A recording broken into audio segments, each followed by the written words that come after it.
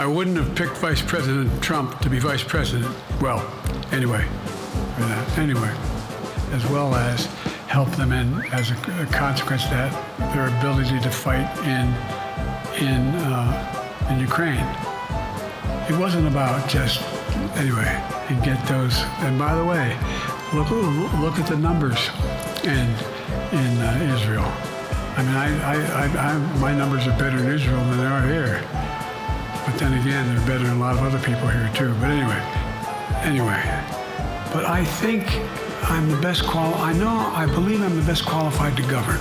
But there are other people who could beat Trump too. No one's saying that. No poll says that. Listen to him.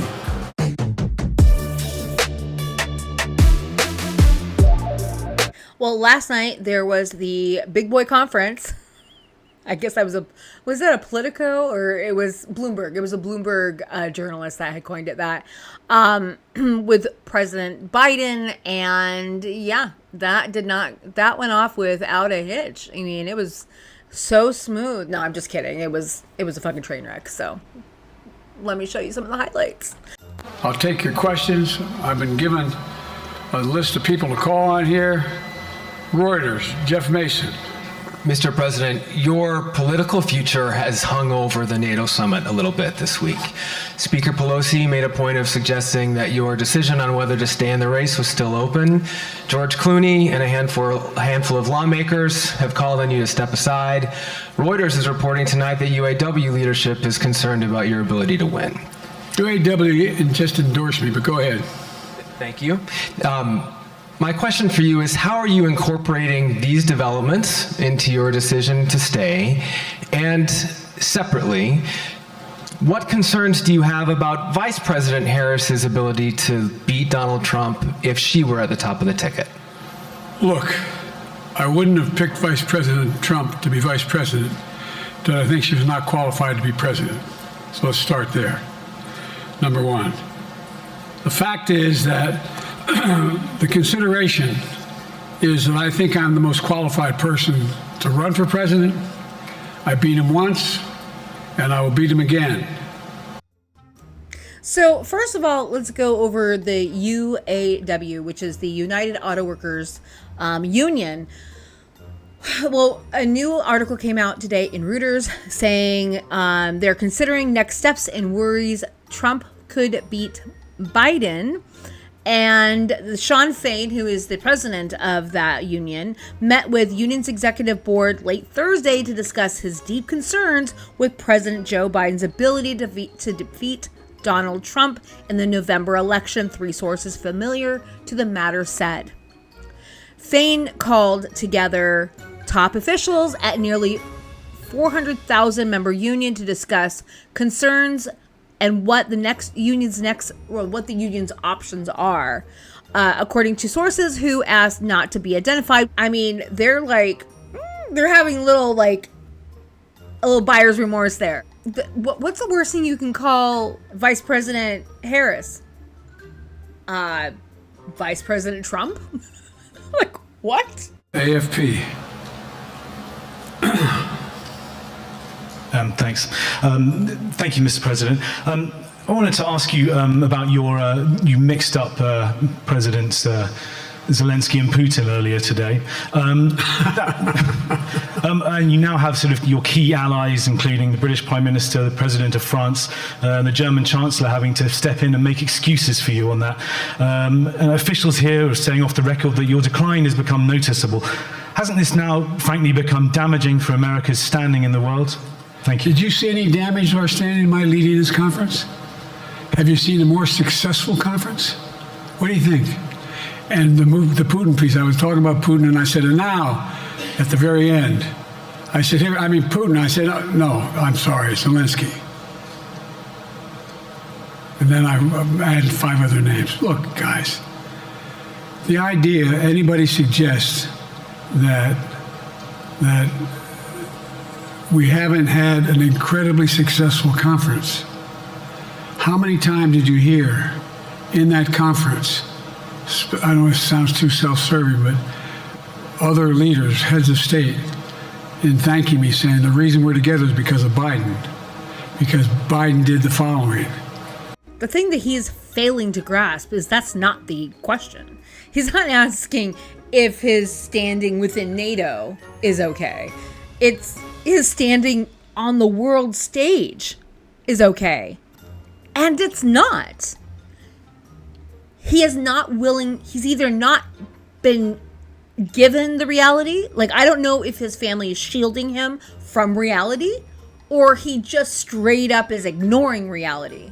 The reality of the situation is that voters are concerned, lawmakers are concerned, other world leaders are concerned.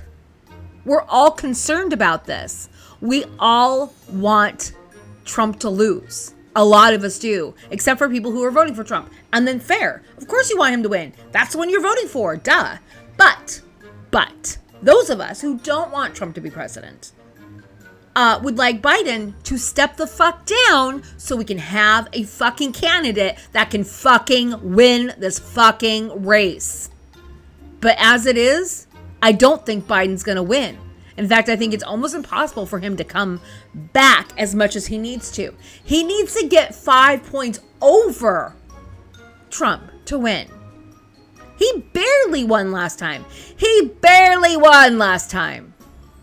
And he had a lot of turnout. This time, he's not. He's lost the younger generation. He's losing people of color. He's losing people that are in the black community. He's losing a lot of people. He's losing white women like me who won't vote for genocide. I won't do it. I will not do it. And I'm okay with that. You can call me whatever the fuck you want. I don't care. Because I will not be bullied. I will not be guilted. And I will not be harassed to vote for someone that is committing genocide. I just won't. Who's happy to fund it? I won't. They need to replace him. Nancy Cordes, CBS.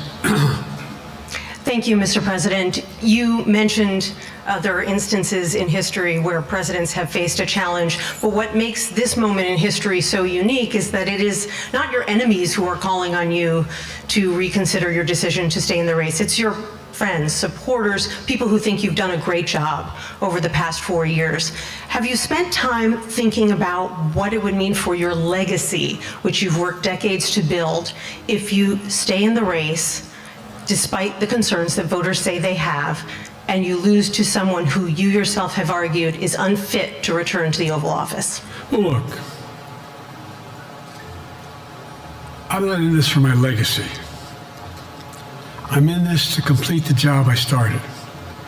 As you recall, understandably, many of you and many economists thought my initial initiatives that I put forward, can't do that, it's going to cause inflation, things are going to skyrocket, the debt's going to go up. What are you hearing now from mainstream economists? 16 economic Nobel laureates said I've done a hell of a job. That under my plans so far and what's going to happen in the future if I'm reelected, that things are going to get much better. Again, he's not answering the actual question. You know, he's not addressing the fact that we have legitimate concerns. He's not really, he's just saying, well, these Nobel laureate economists, they all think it's great. But that has no bearing on if you're gonna fucking win at all. Like, not at all. So, yeah, he's not even, if he's understanding it, he's deflecting. And if he's not getting it, that's a problem. Either way, it's a problem. It's a problem that he's not willing to address this. As a follow-up, sir, you mentioned that your Vice President Kamala Harris would be ready to serve on day one. Can you elaborate on that? What is it about her attributes and her accomplishments over the last 4 years that make her ready to serve on day one if necessary? First of all, the way she's handled the issue of freedom of women's bodies to have control of their bodies. Secondly, her ability to handle almost any issue on the board. This was a hell of a prosecutor. She was a first-rate person, and in the Senate she was really good. I wouldn't have picked her unless I thought she was qualified to be president. From the very beginning. I made no bones about that. She is qualified to be president. That's why I picked her. Okay, so what exactly has she done for reproductive rights? Because that's news to me. Because several states, 22 in fact, have severe or total ban on abortion. In fact, the bans are so severe in some of these red states that pregnant women who want their babies, who experience complications later on in their pregnancy, or like towards the middle of their pregnancy, where their babies have died inside of them, have to wait until they're on the brink of death? Get real. Get fucking real. What is she doing to fix that for those women? What?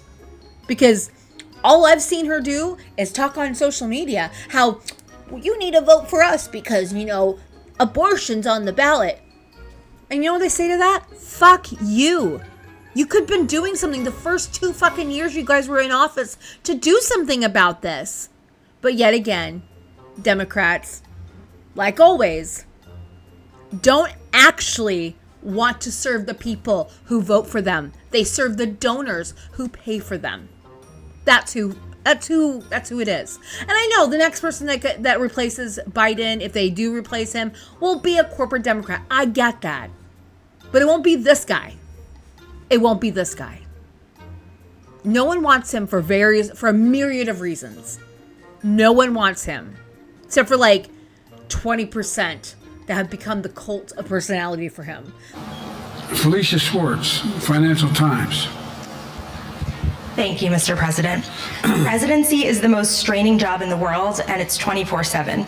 How can you say you'll be up for that next year, in 2 years, in 4 years, given the limits you've acknowledged that you have today? The limits I've acknowledged I have? There's been reporting that you've acknowledged that you need to go to bed earlier and your evening around 8. That's not true. Look, what I said was, instead of my every day starting at 7 and going to bed at midnight, it'd be smarter for me to pace myself a little more. And I said, for example, the 8, 7, 6 stuff, instead of starting the fundraiser at 9 o'clock, start at 8 o'clock. People get to go home by 10 o'clock. That's what I'm talking about. I'm not talking about, and if you looked at my schedule since I made that stupid mistake in the campaign, in the debate, I mean, my schedule has been full bore. I've done, where's Trump been? Riding around in his golf cart, filling out his scorecard before he hits the ball? I mean, look. I mean, to be fair to Trump, he hasn't needed to do anything. Like, you're totally doing it for him. You're letting him win because you won't fucking step down. You're gonna lose. And Trump is going to win. That's just plain and simple. That's it. But because of your ego, because you're holding on to power, you are the reason that Trump will be get a second term. You will be the reason. He's done virtually nothing. And I have, I don't know how many, don't hold me to it, roughly 20 major events. Some with thousands of people showing up. And so I just think it. Thank you, Mr. President. 2 questions for you. First, on the NATO Summit, President Zelensky, in your meeting with him, he pressed you to lift your limitations on the Ukrainian use of American weapons, saying that, in his public remarks afterwards, saying that Ukraine cannot win the war unless those limitations are lifted. Are you reconsidering your position on that? And then secondly, following up on Felicia's question there, leaders of your own party have said that they're not worried about that debate. They're worried about the next bad night and the bad night after that. How can you reassure the American people that you are up to the task and that there won't be more bad nights at a debate stage or somewhere else? First thing about Zelensky asking for the ability to strike deep into Russia. We've allowed Zelensky to use American weapons in the near term, in the near or abroad, into Russia.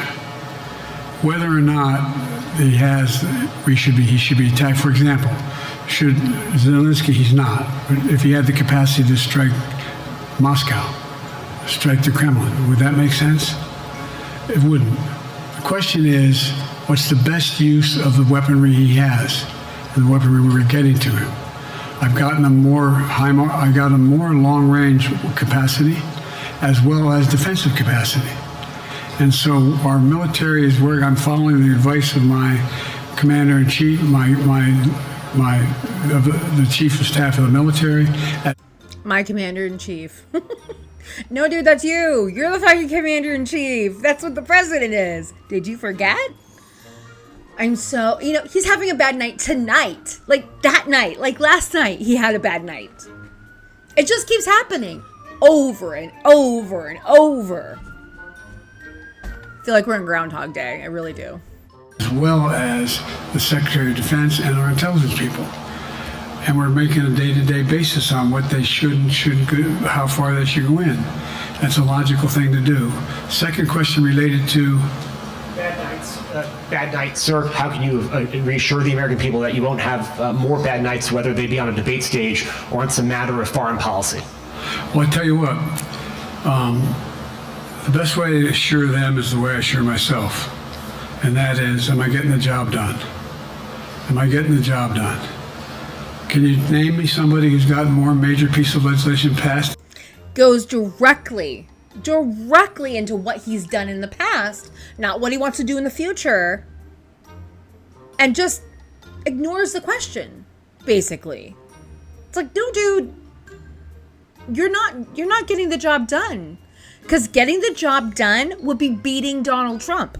That's getting the job done.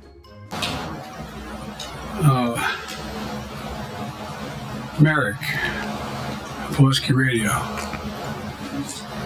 Thank you, Mr. President. How are you? I'm well. The elections in the US have consequences around the world. You have pretty high standing in Europe. I just asked President Macron about you, and he said we are happy to have him as the President of the United States. But there is a concern. Many people in Poland and across Europe are worried that the former president may win the election. And there's a lot of concern that Donald Trump may weaken NATO, stop supporting Ukraine, or push Ukraine to give up territories to Russia. They're correct. And yourself was warning just 2 minutes ago about it. So my question is, do you think that Europe will be left on its own if Donald Trump wins the election?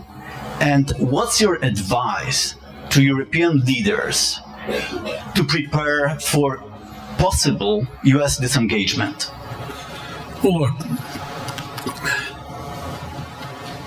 I think, how can I say this without sounding too self-serving? I've not had any of my European allies come up to me and say, Joe, don't run. What I hear them say is, you've got to win. You can't let this guy come forward. It'd be a disaster. It would be a disaster. I mean, it would. However, that's not exactly true. So there has been, I can't remember the journalist's name, but there was a journalist that was not long after the NATO Summit or during the NATO Summit that said every world leader that he spoke to said that they're worried that Trump's going to win. They're worried that Biden won't beat Trump. So that's just a lie. That he's just lying at this point. He's just lying. To saying, I mean, maybe they didn't say it to his face, but come on. World leaders, why don't you have some cojones and phone up Joe Biden and say, hey, dude, you need to drop out. You're not doing well. Be legit with him. Come on, if you like him as a person, great. Be a good human being to him and let him know that he's not doing well and that people want him to step down. His own fucking constituents, his own voters want him to stand down. Be nice, David. Mr. President, the NATO declaration that was issued yesterday was very notable because it described China as a decisive enabler of the war in Ukraine for its provision of critical goods to the Russians. That's part of a broader partnership that seems to have cemented in place in the past 2 or 3 years. I think one that you were a little bit doubtful of when we asked you about it some time ago. So I'd be interested to know whether you have a strategy now of trying to interrupt the partnership between China and Russia, and whether or not in a second term you would pursue that, if you could describe that strategy to us. And along the way, could you also tell us whether you think, just to follow up on Felicia's question, that if you were in a room with Vladimir Putin again, the way you were 3 years ago, or with President Xi, that a few years from now you will be able to go negotiate with them, handle them one-on-one? Well, the first part of the question is, we discussed and I raised in the NATO Summit, and others raised, the future of China's involvement, what they're going to do.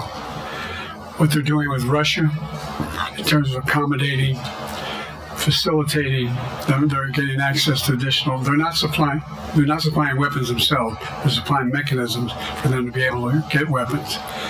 And China's position is basically, and I've spent more time with Xi Jinping than any world leader has, over 90 hours since being vice president all the way through, for real. And by the way, I handed all my notes. But my point is that she believes that China is a large enough market that they can entice any country, including European countries, to invest there in return for commitments from Europe to do A, B, C, or D, or not to do certain things. What's happened is we had a long discussion about what we you have to make clear, China has to understand that if they are supplying Russia with information and capacity, along with working with North Korea and others to help Russia in armament, that they're not going to benefit economically as a consequence of that by getting the kind of investment they're looking for. And so, for example, we're in a situation where we've reestablished direct contact with China after that. Remember the balloon, quote unquote, going down, all of a sudden things came to an end? Well, we set up a new mechanism. There's a direct line between Xi and me, and our military has direct access to one another, and they contact one another when we have problems. The issue is that we have to make sure that Xi understands there's a price to pay for undercutting both the Pacific Basin as well as Europe, and as it relates to Russia and dealing with Ukraine. And so for example, if you want to invest in China, as you know this area really well, if you want to invest in China, you have to have a 51% Chinese owner. You have to make sure that you do by their rules, and you don't have the authority, and that you have to provide all access to all the data and information you have. There was a while there, as you recall, the last administration and other administrations, where the access to that market was enticing enough to get companies to come in, because they had access to over 1 billion people in the a market, not 1 billion, but a lot of people in the market. And so they were doing it. But that got curtailed when we started saying we're going to play by the same rules. For example, the idea they don't abide by the international rules related to subsidizing products by the government funding. So guess what? They're not going to be able to export their electric vehicles to the United States without a significant tariff. Others are doing the same thing around the world. But it is a concern. It is a concern that you have both China North Korea, Russia, Iran, countries that are not necessarily coordinated in the past, looking to figure out how they can have impact. Strategy to interrupt that impact? Yes, I do, but I'm not prepared to talk about the detail of it in public. And I think you'll see that some of our European friends are going to be curtailing their investment in in China, as long as China continues to have this indirect help to Russia in terms of being able to help their economy as well as help them in, as a consequence of that, their ability to fight in Ukraine. The other thing that we talked a lot about is that, and I raised it, and I didn't hear any. I can't swear that everyone agreed because not everybody got to talk about it. But we need a new industrial policy in the West. For example, we talked about how both the EU as well as NATO has to be able to begin to build their own munition capacity, has to be able to generate their own capacity to provide for weapons and the ability to.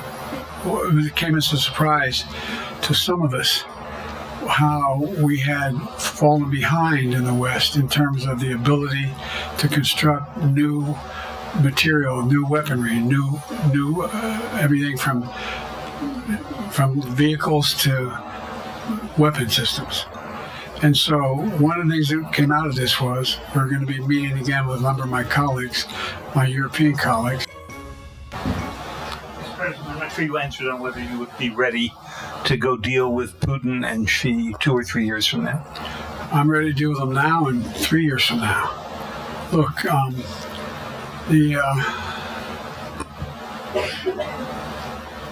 like I said, I'm dealing with Xi right now and direct contact with him.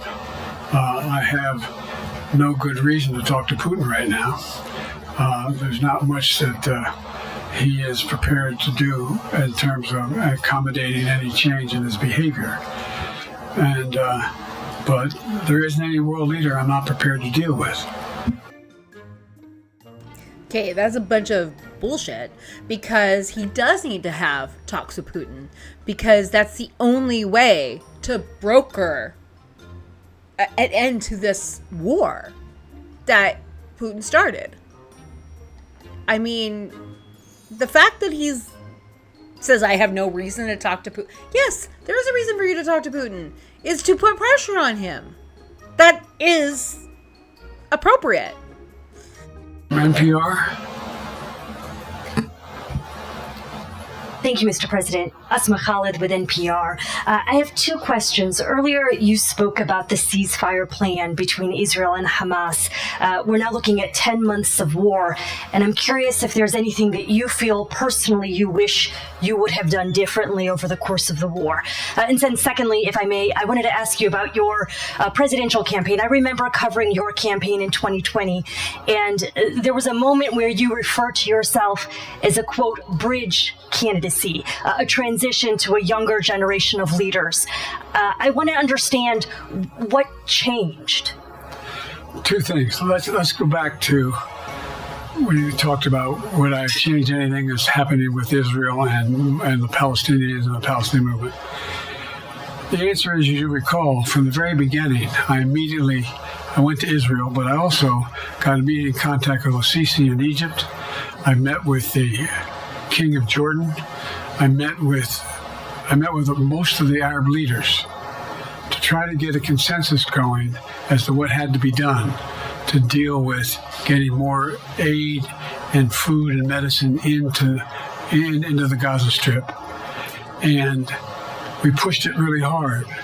And Israel occasionally was less than cooperative, number one. The Israeli War Cabinet, I've been dealing with Israel since Golda Meir. Some of the reporters around here come all the time have heard me say this. first time I met with Golda Meir, I sat across from her at her desk, and her assistant was Rabin sitting next to me. That's how far back I go. I know Israel well, and I support Israel. But this war cabinet is one of the most conservative war cabinets in the history of Israel. And there's no ultimate answer other than a two-state solution here. And so what was able to be done in terms of the plan I put together was it would be a process for a two-state solution.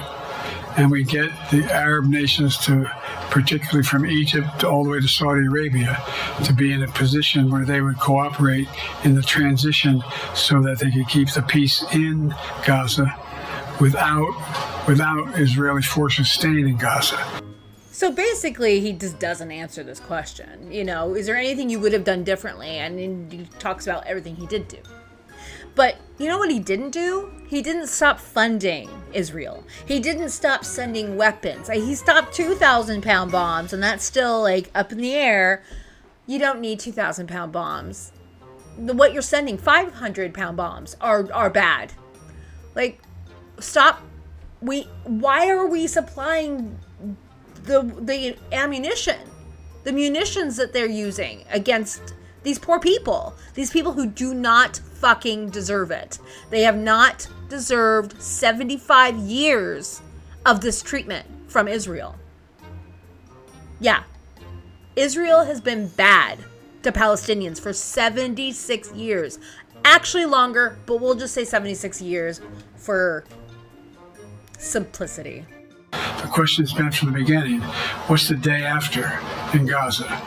And the day after in Gaza has to be, the end of the day after has to be no occupation by Israel on the Gaza Strip, as well as the ability for us to get in and out as rapidly as you can, all that's needed there. I've been disappointed that some of the things that I put forward have not succeeded as well, like the port reattached from Cyprus. I was hopeful that would be more successful. But that's why when I went to Israel immediately after the massacres that occurred at the hands of Hamas, the one thing I said to the Israelis, and I met with the war cabinet and with Bibi, don't make the same mistake America made after bin Laden. There's no need to occupy anywhere. Go after the people who did the job. You may recall, I still get criticized for it, but I was totally opposed to the occupation and trying to unite Afghanistan. Once we got bin Laden, we should have moved on, because it was not no one's ever going to unite that country. I've been over every inch of that, not every inch, the entirety from the poppy fields all the way to the north. I said, don't make the same mistake we made. Don't think that's what you should be doing, is doubling down. We'll help you find the bad guys, Sinwar and company. And all this criticism about I wouldn't provide when the weapons they needed.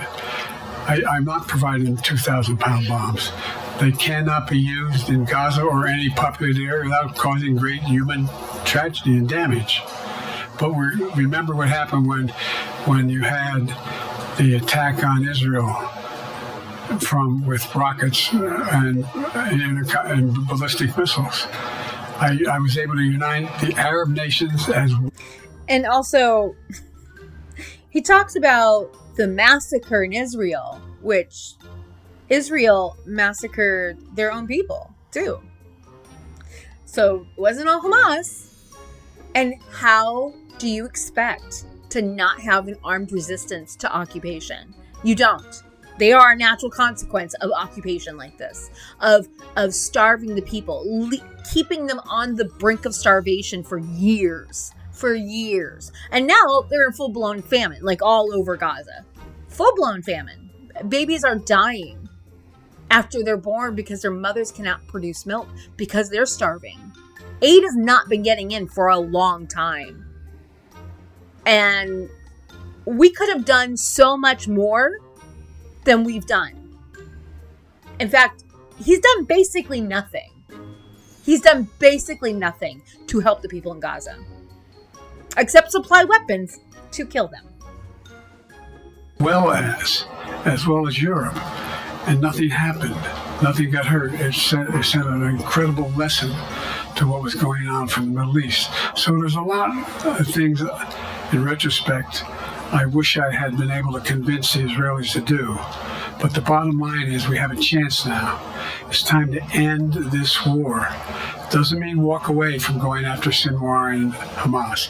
And if you notice, you know better than most, there is a growing dissatisfaction on the West Bank from the Palestinians about Hamas. Hamas is not popular now. And so there's a lot of moving parts. I just have to keep moving to make sure that we get as much done as we can toward a ceasefire,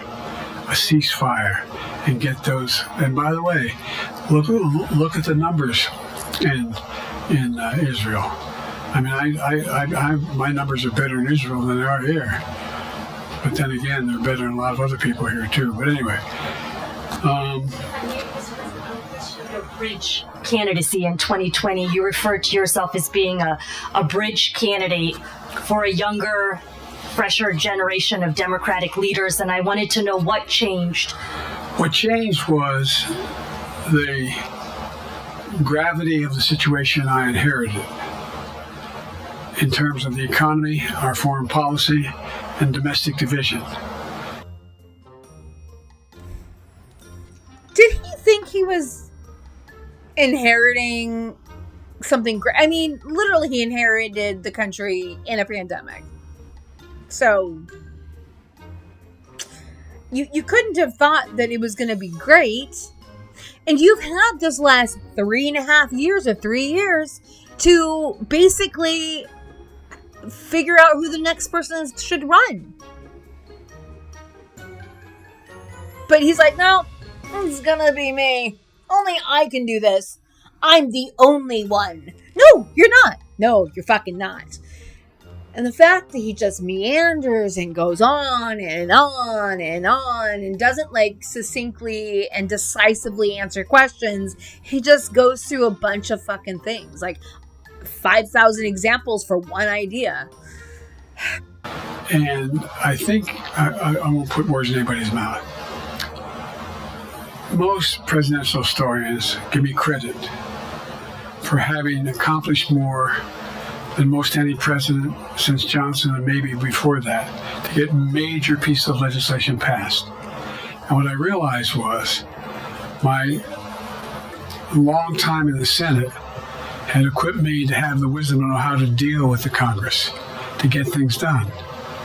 We got more major legislation passed that no one thought would happen. And I want to finish it, to get that finished. If tomorrow, if we had a circumstance where there was a lineup and I hadn't inherited what I did and we just moved things along, anyway, it's going to change. Last question. Haley Bull, Scripps. Or no, Josh Weingrove, I'm sorry, was the next one. I'll do 2 more questions. Thank you, Mr. President. Many of your colleagues, Democrats on the Hill, are watching tonight as they assess what they want to say about your candidacy. I'm wondering how you're thinking of this right now. It seems like your answer is clear, but they're watching how things go tonight, tomorrow in Michigan, next week in Texas and Nevada. Are you thinking that way about how the next week or 2 goes would inform you? Am I using that way? Are you thinking that way about how the next 2 weeks go? Will that affect your decision, or are you fully determined on running in November as the party's nominee? I'm determined on running, but I think it's important that I lay fears by let them see me out there. Let me see them out. For the longest time it was, Biden's not prepared to sit with us unscripted. Biden's not prepared to, anyway. And so what I'm as he's saying that, as he's defending himself, he's proving the point. Losing his train of thought. Well, anyway, that's what he does. He's done that this entire debate. If you watch the full thing, I'm not going through the full thing. I'm speeding up lots of parts of it, but he said it 9 times. Well, anyway, because he lost his train of thought 9 times.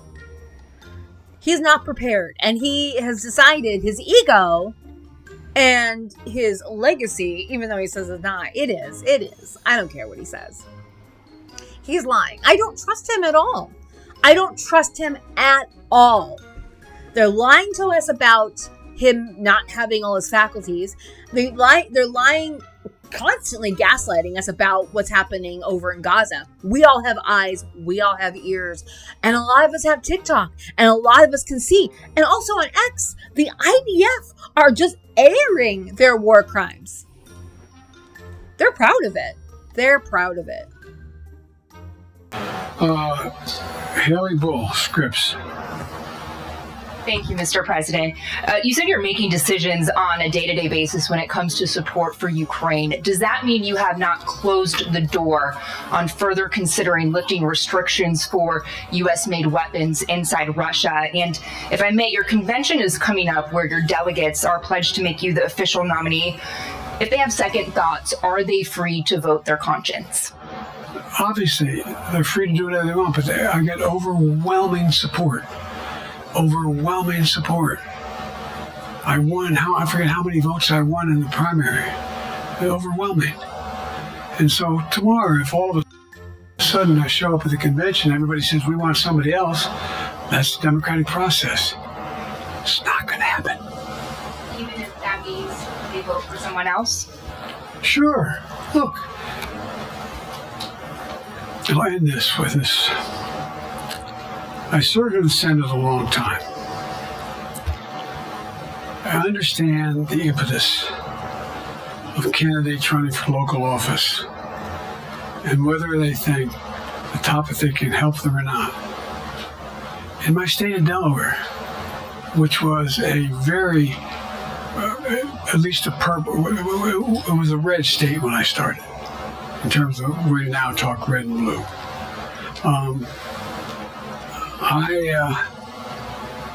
I don't recall most of the Democratic presidents winning my state when I was a candidate. The truth of the matter is I understand the self-interest of every candidate. If they think that, running with Biden at the top is going to hurt them, then they're going to run away. I get it. But so far, go and look at the polling data in their states. Look at the in-depth, and by the way, I think you'd all acknowledge, and you're all experts. I'm not being solicitous about the president. You're experts in this stuff. How accurate does anybody think the polls are these days? I can give you a series of polls where you have likely voters, me versus Trump, where I win all the time. When the unlikely voters vote, he wins sometimes. The bottom line is all the polling data right now, which I think is premature because the campaign really hasn't even started. It hadn't started in earnest yet. Most of the time, it doesn't start till after September, after Labor Day. So, no. No. We have really long elections. We don't have short election cycles, not in this country. We have absurdly long election cycles. You know why? Because there's money in politics. You know why the UK and France and other countries don't do that? Because they don't have the same bribery system we do. Okay, so the thing is, he might be winning in Delaware, but he's losing in a lot of different states. A lot of swing states are going to go to Trump.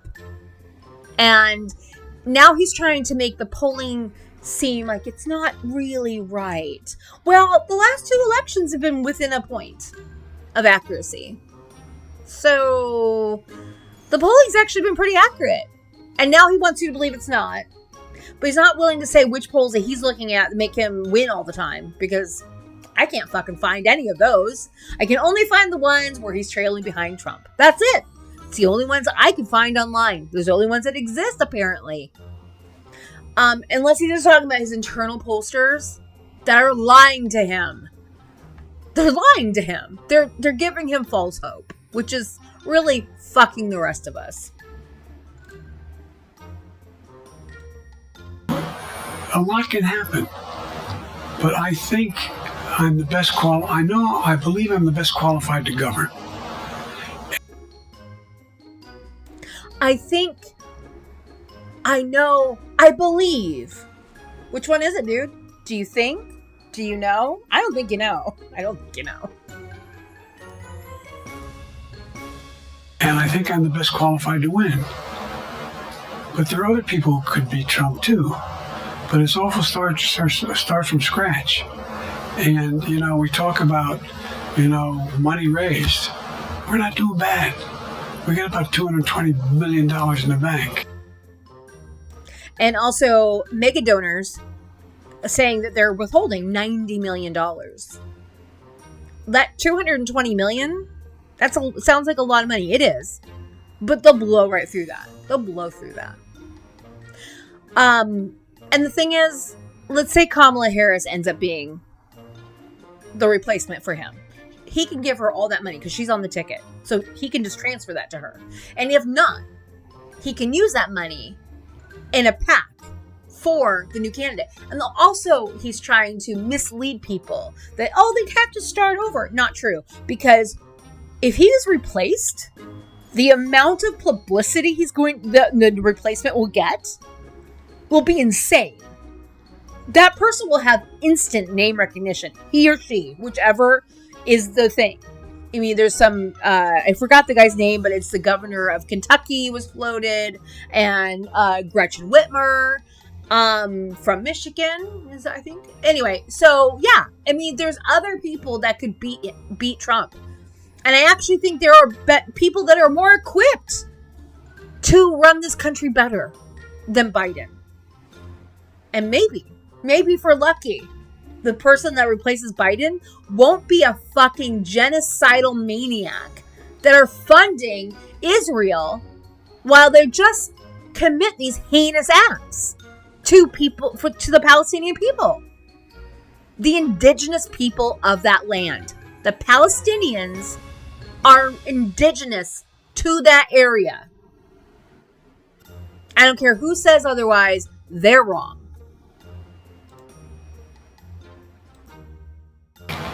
We're doing well. So, with that, do you have any want to follow up on any of that you just asked me? Yes. You earlier explained confidence in your vice president. Yes. If your team came back and showed you data that she would fare better against former President Donald Trump, would you reconsider your decision to stay in the race? No, unless they came back and said, there's no way you can win.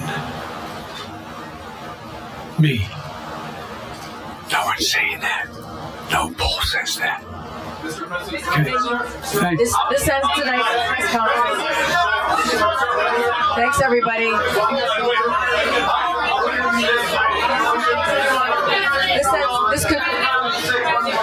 This concludes. Respectfully, earlier you misspoke in your opening answer. You referred to Vice President Harris as Vice President Trump.